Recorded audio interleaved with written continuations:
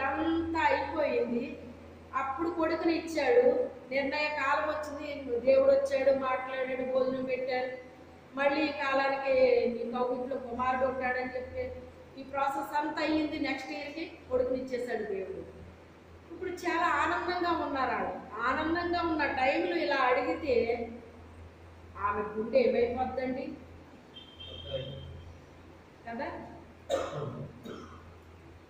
అలాగే ఇంటిలో వాళ్ళకి మనకి కొన్ని బంధాలు ఎలా ఉంటాయి, ముడిపడి ఉంటాయండి. మనము నిర్ణయం తీసుకోవడానికి ఇంట్లో వాళ్ళ నిర్ణయం ఉంటుంది కదా. దేవుడు ఎలా చెప్పాడా నీకు, ఎలా చెప్తాడా అంటారా అంటారా. అలాగా తండ్రి నువ్వే నాకు సహాయం చెయ్యి, నేనైతే ఓకే, కానీ నువ్వే నాకు సహాయం చెయ్యాలి. ఇదే రీతిగా నువ్వు జరిగిస్తావో నాకు తెలియదు, నువ్వు చెప్పినట్టు నేను చేస్తాను, కానీ ఇంట్లో ఓల్డ్ని కూడా నువ్వేం చేయాలి, ఎలా సెట్ చేస్తావో నాకు తెలియదు అని మళ్ళీ తిరిగి ఎవరికి పెట్టేదాన్ని ఆ పని. ఎందుకంటే కొన్ని మనం చక్కబెట్టలేమండి, మనకు వీలు పడదు. కొన్ని అబ్రహాముకి వీలు పడిందా, ఆమెతో చెప్పగలిగాడా, ఆమె విని తట్టుకోలేదని అబ్రహాముకు తెలుసు. ఆయనే అంత ప్రేమిస్తుంటే ఇక తల్లి అంత ప్రేమిస్తుంది. అందుకే నీవు ప్రేమించుచున్న ఇస్సాకు నాకు కావాలన్నాడు దేవుడు. ఇస్సాకుని ఏదో చేద్దామని కాదు, కానీ అది అతని జీవితంలో ఇంకా లాస్ట్ అండ్ ఫైనల్ పరీక్ష అన్నమాట. పరీక్షలన్నీ మనం రాస్తామండి, ఫైనల్ ఎగ్జామ్ అన్నప్పుడు మన గుండెలు ఎలా ఉంటాయి ఒకసారి చెప్పండి మీరు. ఎంత భయం అనిపిస్తుందండి, బాబా ఇది ఎలా జరుగుతుంది, ఇది ఎలా జరుగుతుంది. లాస్ట్ స్త్రీల సదస్సుకి దేవుడు నాకు ఎందుకు, నన్ను ఎంతమంది సేవకులు ఇక్కడ ఉండగా నన్ను ఎందుకు ఇక్కడ తీసుకొచ్చి ఈ పని ఎందుకు నాకు అప్పచెప్పావు ప్రభు అంటే ఇది విషయం అని చెప్పాడు ఆయన. ఇది విషయం అని చెప్పేటప్పటికి 4 నెలలు రాత్రి నిద్ర లేదు. నమ్ముతారా మీరు? హోల్ నైట్లు చేసా, గుర్తుందా మీకు? గుర్తుందా అండి? వారానికి ఒక రోజు 4 నెలలు హోల్ నైట్లు చేసామండి. 4 నెలలు కూడా నాకు నిద్ర పట్టలేదు. ఇది ట్యాప్ ఆన్ చేస్తే నీళ్ళు వస్తాయి చూసారా, అలా కళ్ళలో నీళ్లు దారలా కారిపోయాయండి. ఇంత గొప్ప బాధ్యత నా మీద నాకు అప్పగించావు, ఈ పనిని నేను చేస్తే పర్వాలేదు, కానీ నేను చేయలేకపోతే పరిస్థితి ఏంటి? నాకు ఎంత గొప్ప బాధ్యతను అప్పచెప్పావేంటి ప్రభువా? ఇంతమంది ఉన్నారు ఇక్కడ సేవకులు, హేమాహేమి లాంటి వాళ్ళు ఉన్నారు. వాళ్ళకి చెప్పకుండా నాకెందుకు చెప్పావు, నన్ను ఎందుకు తీసుకొచ్చావు, నాకెందుకు చెప్పావు ఈ పని? నేను చేయగలనా ఈ పనిని? ఇది నా వల్ల అవుతుందా? ఏం చెయ్యాలి? నేను చేయగలనా? కానీ నా తండ్రికి అపజయం రాకూడదు నా ద్వారా. నేను ఆయనకి విజయమే తీసుకురావాలి, కానీ నేను ఆయనకి అపజయం తేకూడదు. ఇది నా పట్టుదల. నా ప్రాణం గురించి నాకేమీ బాధ లేదు, కానీ నా పట్టుదల ఏంటి? నా వలన నా తండ్రికి ఏమి రావాలి? విజయం రావాలి. నా తండ్రికి నా వల్ల అపజయం రాకూడదు, కానీ నేను విజయము తీసుకురాగలనా? తీసుకొస్తే మంచిదే, తీసుకురాకపోతే పరిస్థితి ఏంటి? నా వల్ల నా తండ్రి ఓడిపోవడం నాకు ఇష్టం లేదు, ఆయనకు అపజయం రావడం నాకు ఇష్టం లేదు. ఇది ఎలా జరుగుతుంది? ఎంత గొప్ప బాధ్యత నాకు అప్పగించావేంటి తండ్రి? ఇది ఎలా జరుగుతుంది? ఇది ఎలా జరుగుతుంది? ఇది ఎలా జరుగుతుంది? రాత్రి పగలో, రాత్రి పగలో, రాత్రి పగలో ఇదే నా గుండెల్లో. నేనేం చేస్తాను, నేనేం చేస్తాను, నేనేం చేస్తాను? ఇలాంటిది నా మీద పెట్టేసుకున్నాడు ఆయన. ఎంత గొప్ప బాధ్యత నాకు అప్పగించేశాడు. చేయగలను లేదు, కానీ అపజయం మాత్రం ఆయనకు రాకూడదు. ఆయనకు జయమే తేవాలి నేను, కానీ నేను తేగలను. నిద్రే వచ్చేది కాదండి, ఆహారం మీద ఉండేది కాదండి, దేని మీద మనసు ఉండేది కాదు. 4 నెలలు ఈ బాధను నేను అనుభవించానండి. సేవ అంటే అండి పొట్ట పోషించుకునే సేవ ఉంటుందండి. అది మీరే గుర్తు. ఏ ఇంటికి వెళ్తే ఏ అమ్మాయి రూపాయి ఇవ్వకుండా పోతుంది అనే దాన్ని ఏమంటారు? కానీ పొట్ట పోషించుకోవడం కోసం చేసే సేవ అంటారు. అసలైన సేవ ఏంటో తెలుసా? విజయమా వీర స్వర్గమా అన్నట్టు ఉండాలండి. అంటే ఆయన కొరకు ప్రాణాలైనా పోగొట్టుకోవాలన్నమాట. అంటే ఆయనకు విజయమే తీసుకురావాలండి, అపజయం కాకుండా. ఒక గుర్రం మీద ఒక రాజు యుద్ధానికి వెళ్ళినప్పుడు ఆ రాజు బలవంతుడే, కానీ అతను వాడుకున్న గుర్రం వలన అపజయం వచ్చినా జయం వచ్చినా గుర్రం వల్ల వస్తుందండి. అతను ఏ గుర్రాన్ని పడితే ఆ గుర్రాన్ని వాడుకోడు. ఆ గుర్రానికి చాలా స్పెషల్ ఫుడ్ పెడతాడండి, స్పెషల్ ట్రైనింగ్ ఇస్తాడండి. ఏ గుర్రంతో కలవనివ్వడదాన్ని, దానికి అంతా కూడా చాలా సెపరేట్ అరేంజ్మెంట్ ఉంటుంది అనమాట. దానికి అన్ని గుర్రాలతో ఉండదు, అది ఉంచడాయన ఉండదంటే అది ఉండకపోవడం కాదు, ఇంకో వేరే దాంతో అది వెళ్ళడానికి లేదనమాట అండి. అంత సెపరేట్గా పెడతాడనమాట దాన్ని. దానికి ఇవ్వాల్సిన ట్రైనింగ్ అంతా ఇప్పించేస్తాడు. పెట్టే ఫుడ్ కూడా స్పెషల్ ఫుడ్ పెడతాడనమాట అండి. దాన్ని వేరే గుర్రాలకు ఆ ఫుడ్ పెట్టరు.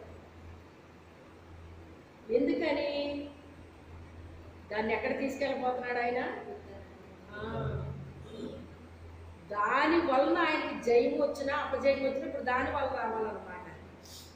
ఆ రాజుకి అపజయం వచ్చే రాజు కాదు ఆయన. ఆయన యుద్ధశూరుడండి ఆయన, కానీ ఆయన వాడే గుర్రం మీద ఉంది జయాపజయాలు. అలాంటి వ్యక్తులు అన్నమాట వాళ్ళు, అలాంటి వ్యక్తులండి. ఇలా చెప్పుకుంటూ పోతే మీకు తెలియని విషయాలు ఎన్నో ఉంటాయండి నా జీవితంలో. మీకు ఏం కనపడతానంటే మీ కళ్ళకు కనపడేది వేరు, నేను నా జీవితం వేరు, దేవునికి నాకు ఉండేటువంటి సంబంధం వేరు. ఆయన ఎప్పుడు ఏది చెప్తాడో అలాగ ఎప్పుడు కూడా వినేటట్టుగా ఉండాలన్నమాట అండి, అలర్ట్గా ఉండాలన్నమాట, అలర్ట్గా ఉండాలి. ఎప్పుడు ఏం చెప్తాడో వినాలి.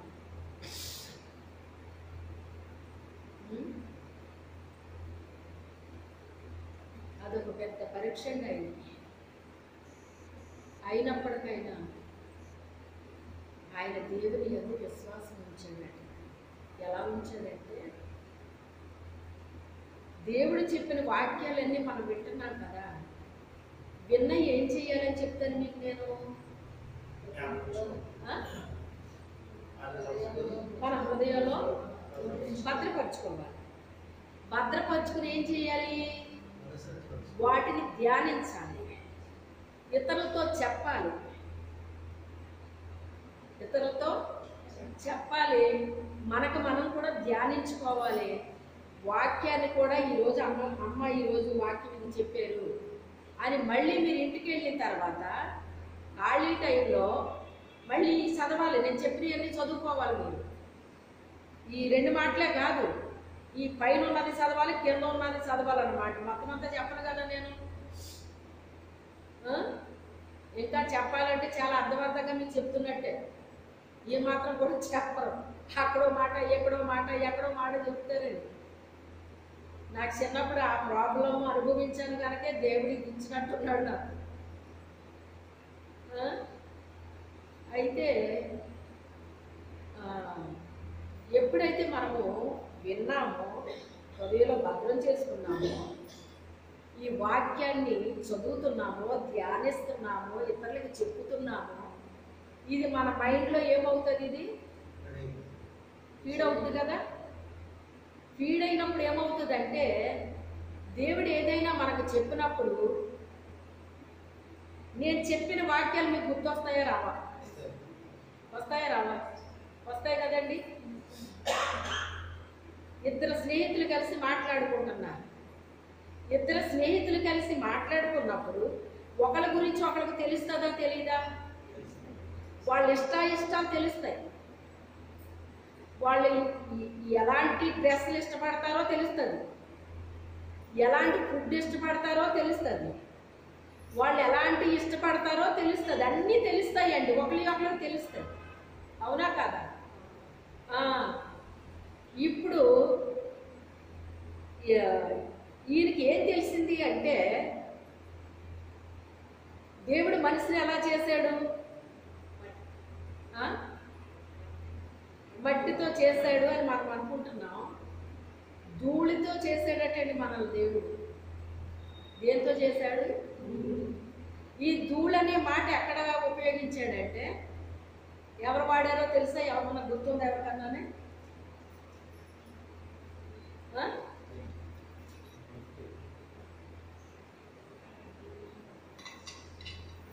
నేను భూమికి పునాదులు వేసినప్పుడు నువ్వు ఎక్కడ ఉన్నావని అడిగాడు దేవుడు. ఎవరిని అడిగాడు?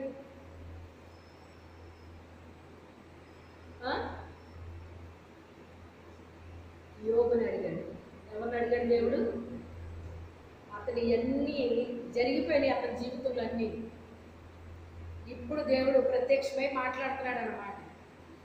అప్పుడు ఆయన దేవునితో ఆయన మాట్లాడిన మాట ఏంటంటే, దుమ్మిని ధూళిని నేనేమని సమాధానం చెప్పగలను అంటాడు ఆయన. అంటే మనిషి దేనితో తయారు చేయబడ్డాడో? దుమ్మి ధూళి, ఆ రెండు ఒకటే అనుకుంటున్నాను. దుమ్మైనా ధూళైనా ఒకటేనా? ఏమన్నా తేడా ఉందా? చెప్పండి అలా బాబు. రెండు ఒకటేనండి? రెండు ఒకటేనా అంటున్నారు? అంతేనండి? ఊరుతున్నారు మరి, ఇంకా అదే ఫిక్స్ అయిపోదాం.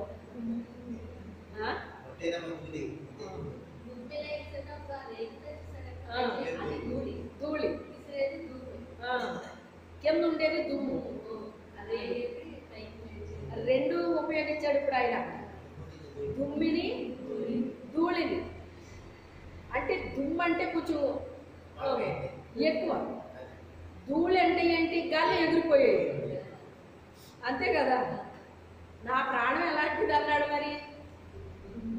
రాసేటప్పుడు భక్తులు ఏమైనా ఉపయోగించారు?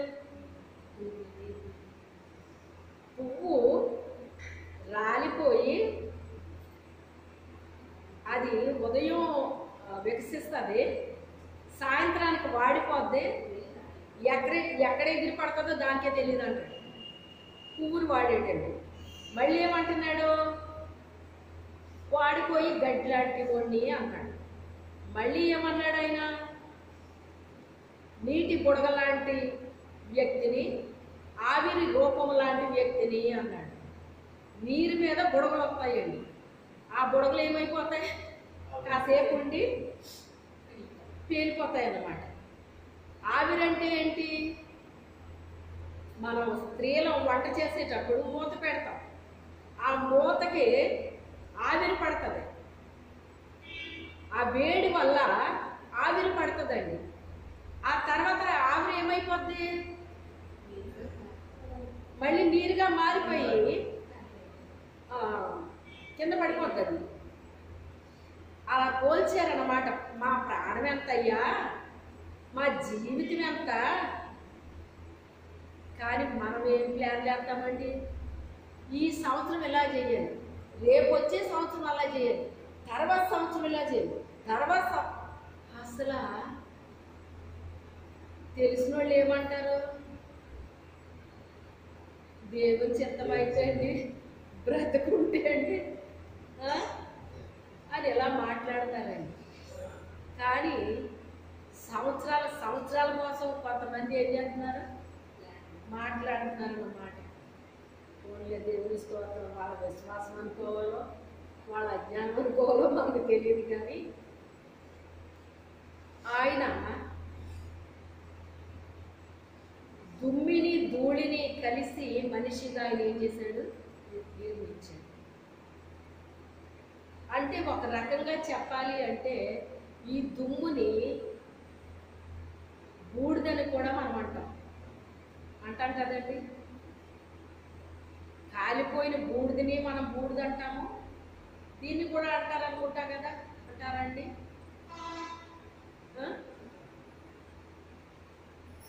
అలాగే ఇప్పుడు ఇస్సాకుని బలర్పిస్తే ఆయన బూడిదైపోతాడు.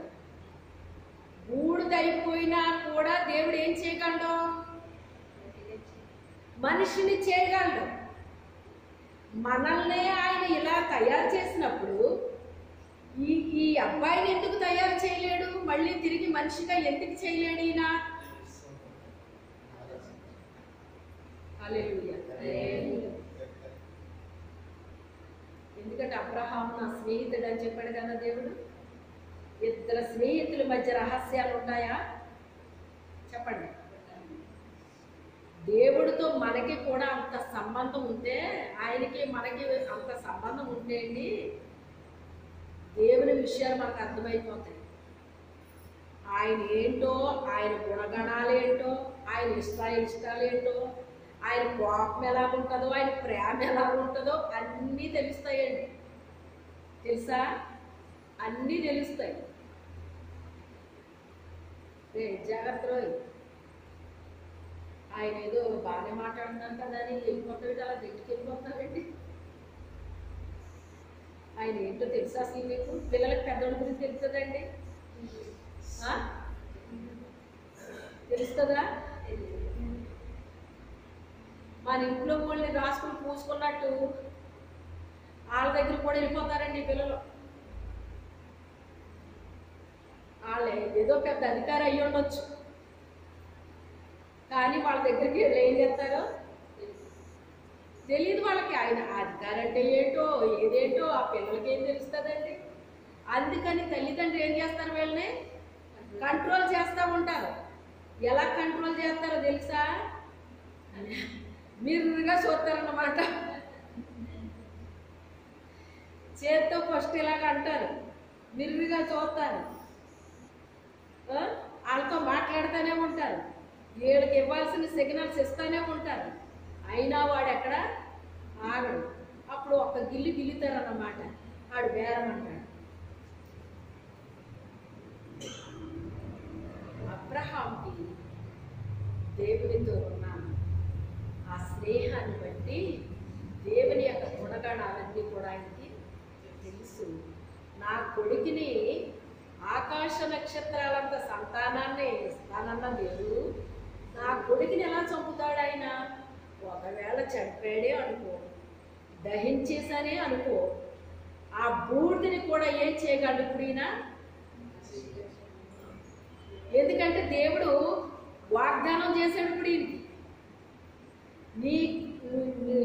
నీ కడుపున పుట్టిన ఇస్సాకు ద్వారా ఆకాశ నక్షత్రాలంత సంతానాన్ని ఇస్తానన్నాడు. ఇస్మాయిల్ ద్వారా ఇస్తానని చెప్పాడు ఆయన. అలాంటప్పుడు ఈయన్ని దహిస్తే మాత్రం ఆయన బూడిదైపోతాడా? ఒకవేళ బూడిదైపోతే మాత్రం ఆయన బ్రతికించలేడు. అర్థమైందా? చాలా ప్రాసెస్ ఉంటుందండి. దేవుని చిత్తం నెరవేర్చే వాళ్ళకి ఎలాంటి పరీక్షలు ఉంటాయంటే, ఎల్కేజీ పరీక్షలు ఉండవమ్మా,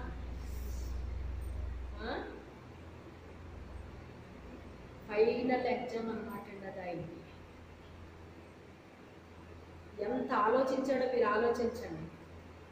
ఆ ధైర్యంతో తీసుకొచ్చాడు సేనాతో చెప్పకుండా ఆయన. అందుకే మీరు ఇక్కడే ఉండండి, మేము వెళ్ళి బలి అర్పించి వస్తాము అన్నాడు ఆయన. అంటే ఇద్దరము తిరిగి వస్తామనే భావన అక్కడ మాటలో తెలియపరిచాడండి. వస్తాను అనలేదు అతను, వస్తాము అన్నాడు ఆయన. అంటే అతనికి ఎంత విశ్వాసం ఉంటే ఆ మాట పలుకుతాడు ఆయన. అంటే నేను మరలా ఇస్సాకుని తీసుకుని వస్తానని అతనికి విశ్వాసం ఉందా లేదా? అందుకే విశ్వాసులకి ఆయన ఏమైపోయాడు? తండ్రి అన్నాడు. అంతే ఆయన. నడుమొంగిపోయిన ఆమెని స్వస్థపరిస్తే వాళ్ళందరూ చిరాకు పడిపోయారు. అప్పుడు ఏమన్నాడు ఆయన? ఈమె కూడా అబ్రహాము కుమార్తె, అంటే విశ్వాసి.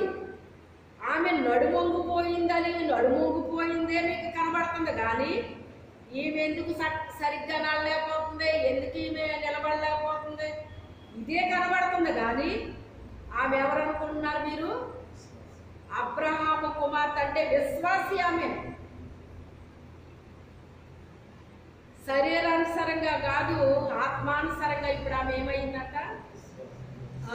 ఆత్మానుసారులు అందరూ కూడా అబ్రహాముకి బిడ్డలు అవుతారు అని చెప్పాడు ఆయన. అర్థమైందండి? అంత అంత లాజిక్ ఉందన్నమాట అందులో. వస్తాము అన్నాడు, వచ్చారా లేదా? విశ్వాసంతో పలకటం అంటే అది మనకు అర్థం అవ్వాలండి. అది విషయం అర్థం అవ్వాలి మనకి. దేవుడు చేసేస్తాడని నేను నమ్మేస్తున్నానండి. అదేంటో తెలుసు, దాని గురించి ఏమీ తెలియదు, కానీ నేను నమ్మేస్తున్నానండి అనుకుంటున్నామ్మా. దేవుడికి నీకు ఉన్న రిలేషన్ ఏంటి? అసలు మీకిద్దరికి ఉన్నది ఏంటి?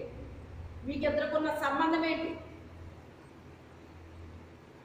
వెలిగించబడిన మీదట ఎన్ని వచ్చినాయి?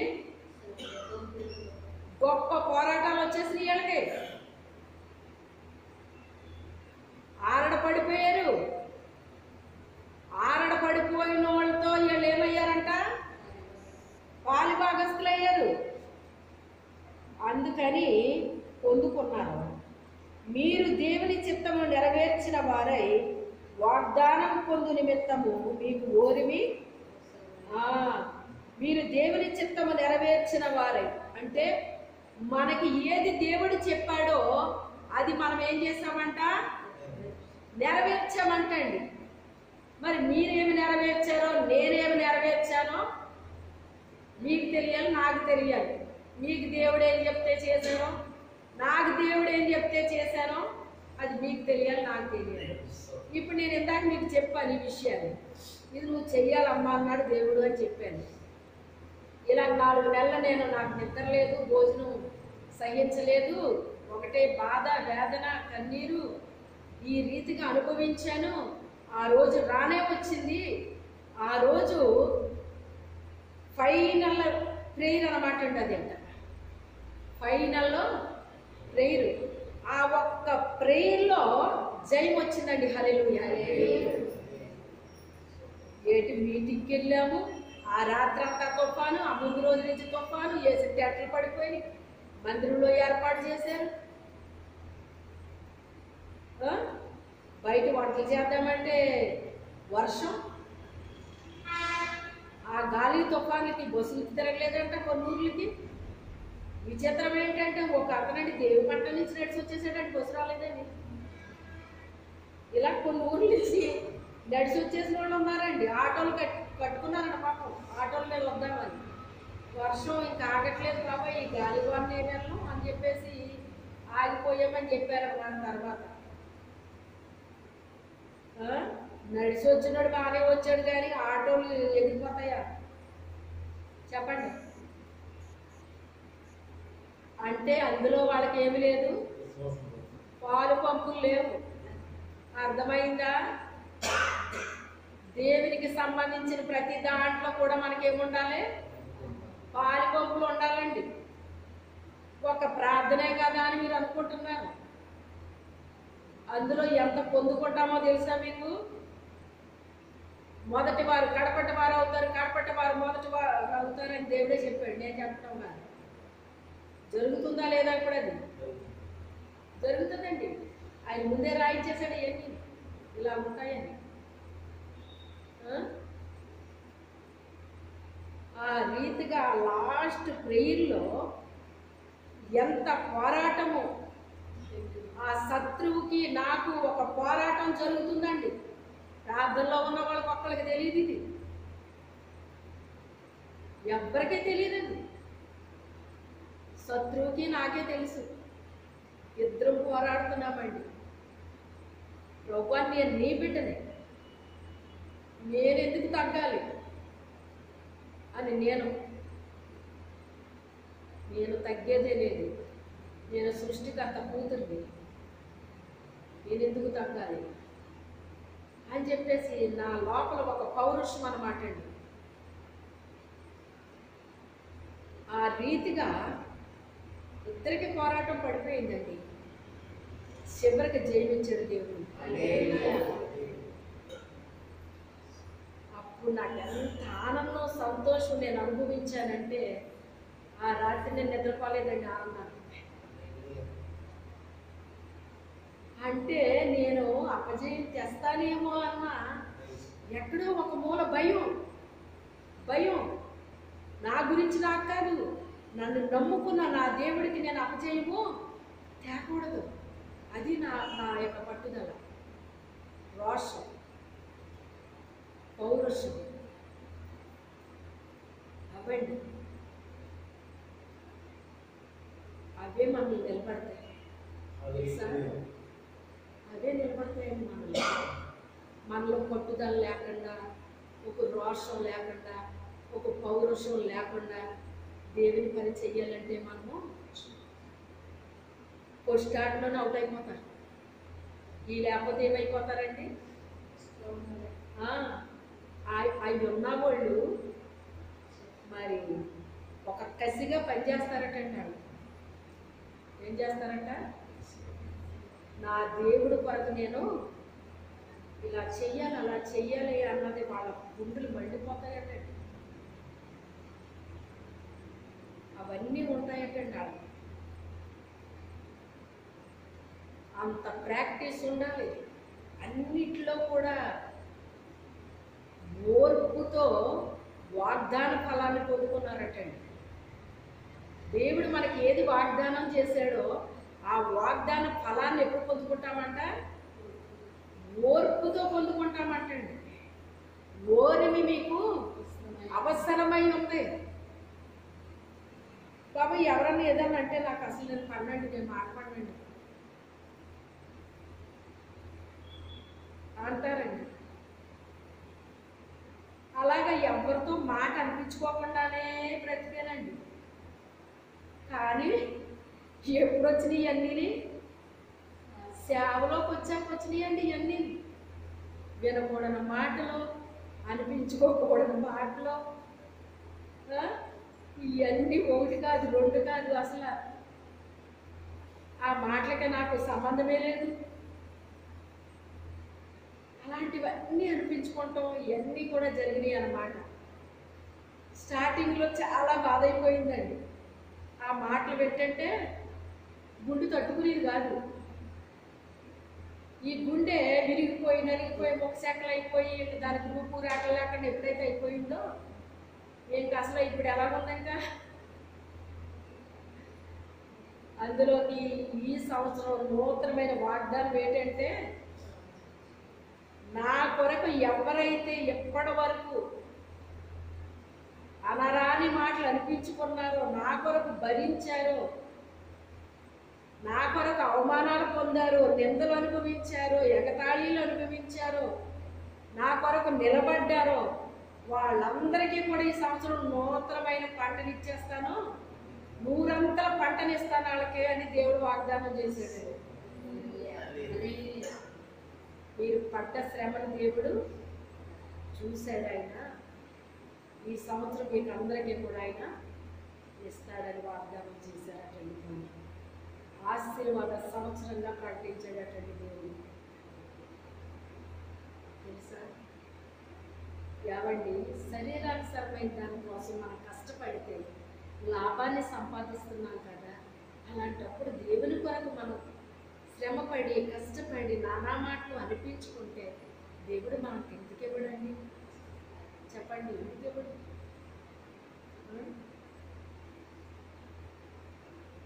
ఆ రీతిగా దేవుడు నాకు చెప్పిన మాటలు అక్షరాలు అలాగ నెరవేర్పు జరుగుతుంది. చిన్ని చిన్ని సేవకులు సైతం మీటింగ్లు పెడతారమ్మా. చిన్ని సేవకులు సైతం ఈజీగా సువార్త ప్రకటిస్తారు. ఇది నీ వల్లే జరగాలి అన్నాడండి దేవుడు. ఎంతమంది ఉన్నారు కదా ప్రభు అంటే ఇలా చెప్పాడు ఆయన. ఇక నేను మారు మాట్లాడడానికి ఉందా? నాకు ఉందండి. ఇక నాకు అవకాశమే లేదు, చాయిస్ లేదండి నాకు. ఇంకా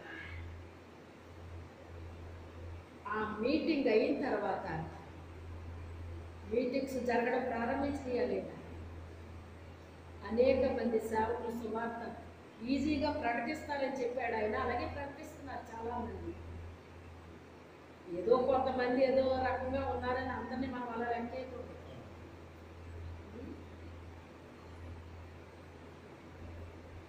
దేవుడు మనకు అప్పగించబడిన బాధ్యతను మనం ఏం చేయాలండి? నెరవేర్చాలి. అంటే అంత ఈజీగా అయిపోదండి. చాలా పరీక్షలే పెడతాడు ఆయన. అసైన్మెంట్లు ఇస్తాడంట. చాలా రకాలు ఉన్నాయండి ఇందులో. అవన్నీ కూడా మనము చేయాలన్నమాట. ఏమనుకుంటున్నావా, ఇది చేయలేదు నేను అని మనం అన్నామనుకోండి. నేను ఏమనుకోనమ్మా, నీకు కట్ అవుద్దంటే, నీకు ఏదో ఇవ్వాలనుకున్నానో అది కట్ అయిపోద్దంతే అంటాడు అనమాట.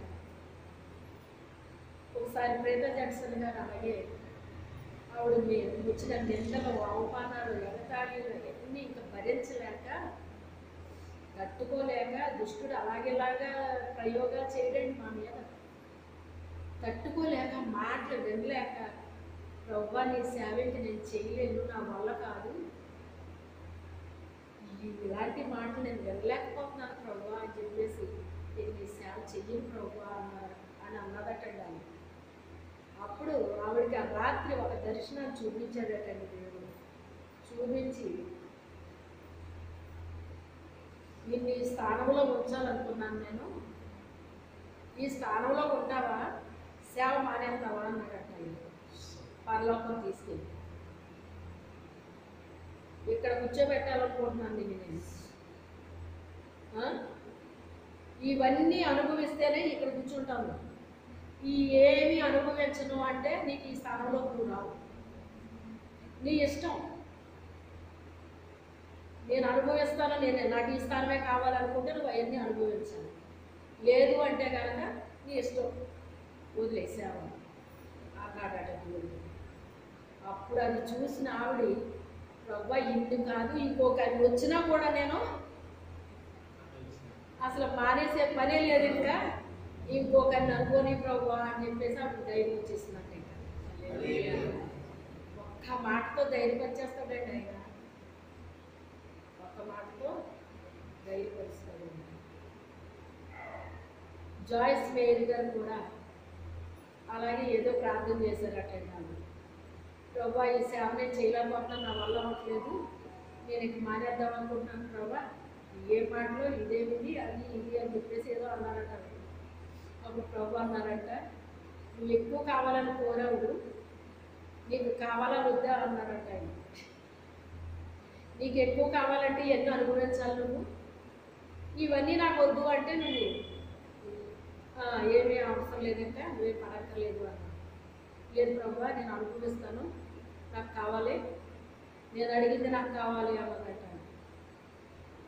ఎప్పుడు అదే అనుకోరటండి. అవి ఏదన్నా అంటే నువ్వు ఎక్కువ కోరావు, అది కావాలని వద్దు అని కూడా అంటాయి. కావాలి ప్రభు, కావాలి ప్రభు అని. నా జీవితంలో కూడా ఒకే ఒక్కసారి సేవ మానేస్తానని అనలేదు, కానీ ఇక్కడ నేను ఉండకూడదు, వెళ్ళిపోవాలి అనుకున్నాను. నేను మనసులో అనుకున్నానండి, అది పర్లేదు కూడా, ఎందుకు వెళ్ళిపోవాలనుకుంటున్నాను, అంతా బాగానే చేస్తున్నావు కదా, ఎందుకు వెళ్ళిపోవాలనుకుంటున్నావు అన్నాడు. హృదయాంతరంగా లేని నా దేవుడికి సమస్తము తెలియదండి. నేను చెప్పకపోతే మాత్రం ఆయనకు తెలియదా?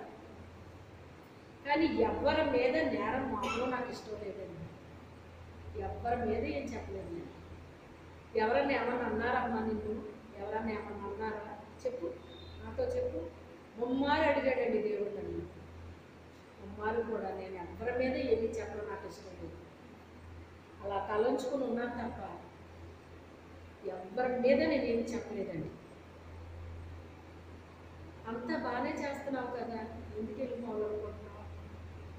మంగళవారం కూడుకు బాగానే జరిగిస్తున్నావు కదా, మొన్న స్త్రీల సదస్సు పెట్టించావు, ఎంత కార్యం జరిగిందో నీకు తెలుసా అన్నాడు ఆయన. ఏమోనండి, నాకు తెలియదండి.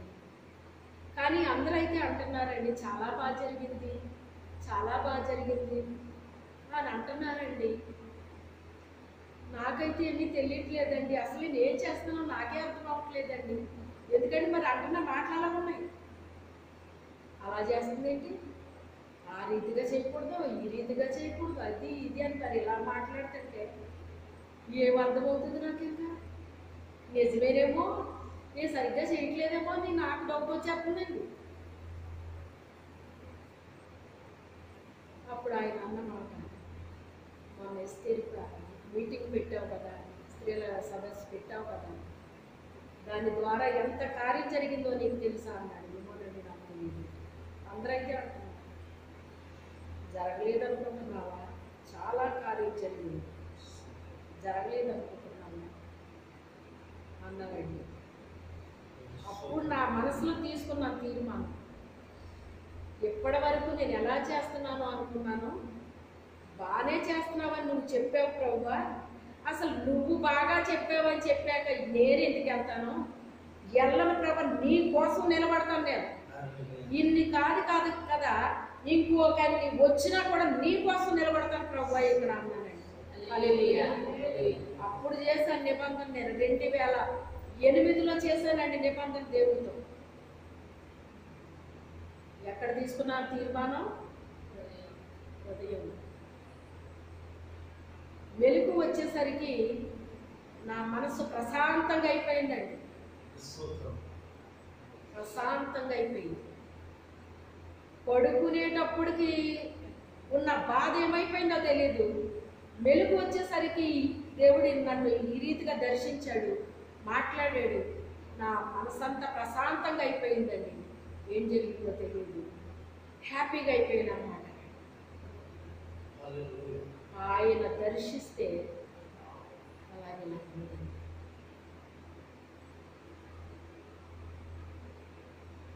ప్రభువాని చిత్తం, దేవుడి చిత్తమండి, దేవుడి చిత్తమండి అంటారండి చాలామంది. భూత పదవులా పాడతారండి. అసలు దేవుడి చిత్తం చేయగలవా నువ్వు? అసలు అది భూత పదాలు కదమ్మా. తండ్రి, నువ్వేం చెప్తే అది చేసే భాగ్యాన్ని నాకు ఈయన, నీ అడుగుజాల్లో నడిచే భాగ్యాన్ని ఈ తండ్రి, కుడికి ఎడమకే తొలగిపోకుండా నాకు సహాయం చేయి తండ్రి.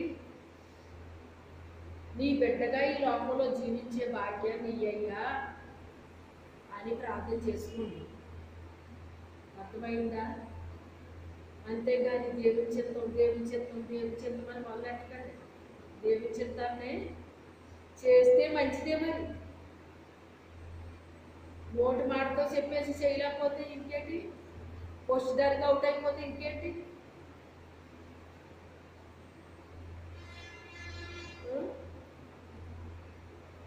దేవుని చిత్తము అంటే చాలా ఏమంటారు, డిఫికల్ట్ ప్రశ్నలు ఉంటాయంటండి. మా మనవడు నన్ను, అమ్మమ్మ నేను క్వశ్చన్ అడుగుతాను, నువ్వు జవాబు చెప్తావా అన్నాడు. ఎప్పుడో లేండి, ఇప్పుడు కదా. అడుగు బాబు, తెలిస్తే చెప్తాను, తెలకపోతే చెప్పలేను మరి అన్నాడు. అయితే అడుగుతాను చెప్తావా అన్నాడు. అడుగు అన్నాడు. అడిగితే చెప్తున్నాను. నీకు ఇలా కాదు కానీ నీకు డిఫికల్ట్ క్వశ్చన్ అడుగుతాను నువ్వు విన్నా అన్నాడు. అడుగు బాబు అన్నాడు. చెప్పానండి. డిఫికల్ట్ క్వశ్చన్ కూడా నువ్వు చెప్పేసావేంటి? నీకు ఇవన్నీ తెలుసా? నువ్వు చదువుకున్నావా? ఏదో చదువుకున్నానులే బాబు, మీ అంత కాదు కదా నేను అంటే వాళ్ళ మమ్మీ వచ్చాక చెప్తున్నాను, అమ్మమ్మకి అన్నీ తెలిసిపోతున్నాయి మమ్మీ, గిఫ్ట్ పెట్టకొచ్చి అడిగినా కూడా చెప్పేసింది అని వాళ్ళ మమ్మీ చదువు. మా అమ్మమ్మ చదువుకోలేదు అనుకుంటున్నావా? అమ్మమ్మ చదువుకొని తెలుసా నీకు అని వాళ్ళ మమ్మీ అంటుంది. అలాగా ఏదో మనం వస్తున్నాము, ఏదో తినేస్తున్నాము, ఏదో వెళ్ళిపోతున్నాము, ఇది ఒక్కటే కాదండి. మనకి ఏకైక ఒకే ఒక జీవితాన్ని ఇచ్చాడు దేవుడు మనకి అందరికీ కూడా. ఈ ఒక్క జీవితంలో ఏదో ఒకటి సాధించాలని ఒక పట్టుదల ఉండాలండి మనలో. అందరూ బతుకుతున్నాం, మనం బతుకుతున్నాం, ఏదో గుంపులో ఏదో అన్నట్టంట ఉండకూడదటండి. దేవుడు నన్ను పుట్టించాడు అంటే నా పట్ల ఏదో ఒక పర్పస్ ఉంటుంది, ఆయనకి ఏదో ఒక పర్పస్ ఉంటుంది. అసలు ఎందుకు నన్ను పుట్టించాడు ఆయన? నన్ను ఏం చేద్దామనుకుంటున్నాడు ఆయన? నేను ఎలాగో ఉపయోగపడాలి. నీకు ఒక మందిరాన్ని ఇచ్చాడు, ఈ మందిరంలోకి నువ్వు వస్తున్నావు. ఈ మందిరంలోకి నువ్వు వస్తున్నావంటే ఈ మందిరంలో నీకు ఏదో ఒక పని ఉంది. ఇక్కడ ఈ మందిరంలో నీకేదో ఒక పని ఉంది. ఆ పని నువ్వేం చెయ్యాలి? చెయ్యాలి. అంతేగాని నేను వస్తున్నాను, నేను వెళ్తున్నాను అని ఇలా సరిపెట్టుకోకూడదండి. నా పాత్ర ఏంటి ఇక్కడ? నేను చెయ్యాల్సింది ఏంటి అని ప్రతి చిన్ని పని కూడా మనం ఏం చేయాలండి? ఒక చిన్ని బిడ్డ తగ్గించుకున్నట్టుగా తగ్గించుకోవాలండి. అది ఆశీర్వాదాలు ఎక్కడ స్టార్ట్ అవుతాయో తెలుసా? మన తగ్గింపులో వస్తాయండి ఆశీర్వాదాలు. ఒక చిన్ని బిడ్డ ఎలా తగ్గించుకుంటుంది, అలాగే మనము తగ్గించుకున్నప్పుడు ఆశీర్వాదము మన మీదకి వస్తూ ఉంటుంది. లేదండి నేను ఆ పనే చేస్తాను, ఇంక రెండో పని నేను చేయనండి అంటే ఇది నీ నిర్ణయం కానీ దేవుడు కాదన్నమాట. సరే అమ్మ, నీ ఇష్టమమ్మా, నీకు అయ్యే కావాలంటే ఇంకా అదే పని చేయు అంటాడు ఆయన. నీకు ఒత్తిడి ఏమన్నా చేస్తాడండి మనల్ని? ఎప్పుడు బలవంతంగా చేయించడండి మనతో పని. ఆయన చెప్తాడు మనకు, అంతే. బలవంతంగా మాత్రం మన చేతులు పట్టుకుని చేయించడం ఆయన చెప్పుతాడు, అంతే. చెప్పినది ఆయన చెప్పున్నది చేయుడి, అది తెలియాలి మనం. ఆయన చెప్పింది చేసేవారుగా ఉండాలి. అట్టి కృప దేవుడు మనకు అందరికీ అనుగ్రహించిన కారణం. ప్రార్థన చేసుకుందాం పాపం.